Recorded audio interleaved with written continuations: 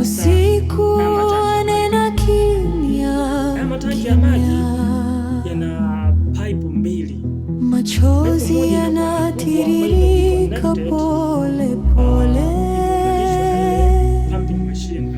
Nilikuamini moyo wote,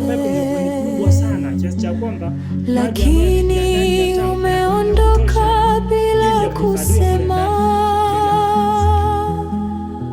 Moyo wangu unaumia kila nikikumbuka jina lako.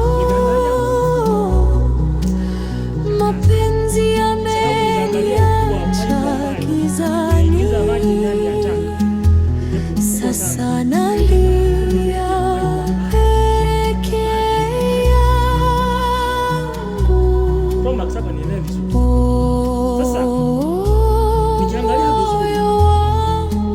Tafsiri yake ni kwamba umebaki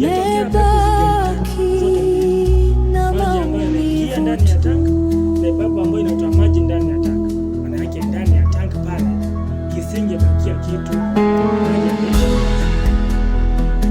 Sasa nikawaza nikasema, hebu tuhamishe mawazo ya kiuchumi kwenye uhalisia wa kiuchumi wa mtu yeyote, wa kampuni lolote, wa mkoa wowote, wa taifa lolote. Vyanzo vya kiuchumi lazima viwe ni vingi zaidi au vikubwa zaidi ya vyanzo ambao vinafanya matumizi. Yaani matumizi yako ni madogo kuliko chanzo cha kiuchumi. Ndio kama matumizi yamelingana sambamba, matumizi yamelingana na kipato chako, maana yake ndani ya kipato chako au ndani ya saving huwezi kupunguza.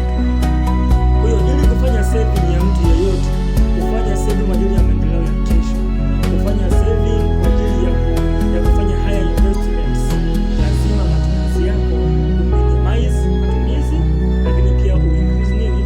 Uincrease income. Lazima uongeze uwekezaji, lakini upunguze nini? Upunguze matumizi. Hiyo ndio falsafa.